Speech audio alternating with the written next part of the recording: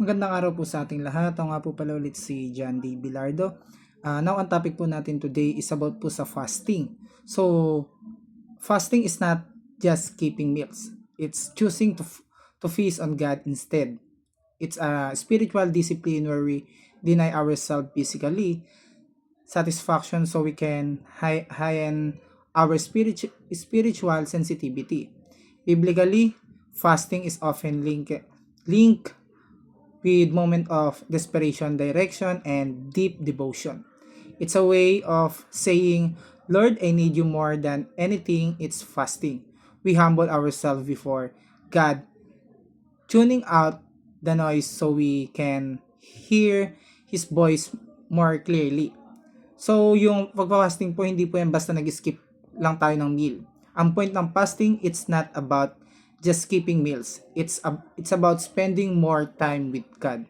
So, sabi po rito sa Nehemiah chapter 1 verse 4, talatang pag-aaralan po natin, sabi po rito, um, when I heard these things, I sat down and wept.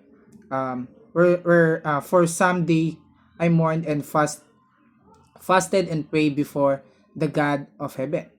Sa Tagalog po, basahin po natin. Nang marinig ko ang mga salita ito, ako'y umupo, umiyak at tumangis ng ilang araw. At ako'y nagpatuloy sa pag-aayuno at pananalangin sa harapan ng Diyos ng langit.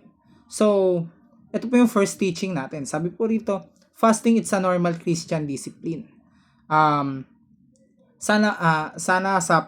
Sana maging parte ito ng ating lifestyle, yung pagpa-fasting lalo na sa mga decision making. Sabi po dito ni Jesus, at kapag sa Tagalog po, at kapag kayo ay nag-aayuno, huwag kayo magmukhang mapanglaw tulad ng mga mapagkunwari sapagkat pinasasama nila ang kanilang mga muka upang ipakita sa mga tao ang kanilang pag-ayuno. Basically, pag tinignan natin yung statement ni Jesus, kapag kayo ay nag-aayuno, it means it is expected that you will fast, kaya it's a normal discipline. So point number 2 po natin, fasting is spending a lot of time with God. Yung pagpa-fasting po, ito yung ilalaan yung maraming oras sa Panginoon. Kaya hindi po ito yung hindi tayo kakain ngayon. So ngayon hindi natin pagkain ng 30 minutes. 30 minutes tayo magpe-pray, hindi po ganoon. Yung fasting po nung unang panahon, talagang mahaba po yung natitipid nating oras.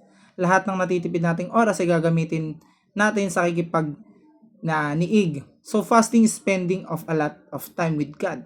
Kaya po may preparation din siya. Kung gusto talaga natin maging effective siya, isi-set natin yung kung anong oras tayo magfa-fasting.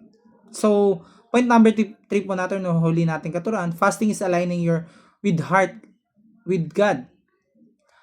Yung fasting po, it's a regular discipline. Ginagawa po natin in a regular basis. Kaya po, yung pagre-realign ng puso natin, yung commitment natin sa Diyos, lagi nating nire-refresh yun. Meron tayong fresh commitment with the Lord. Yun po yung ginagawa ng fasting pag ginawa natin siya on a regular basis. Fasting is aligning your heart with God. Ibig sabihin kung ano yung tinitibok ng puso natin, na tinitibok ng puso ng Diyos, yun din dapat yung tinitibok ng puso natin. Kung ano yung importante sa Diyos, i-realign natin yung puso ng Lord na importante pala sa'yo yung mission. Dapat maging importante din sa akin yung mission. And we are aligning our hearts with God. So hanggang dito na lamang po at maraming salamat po.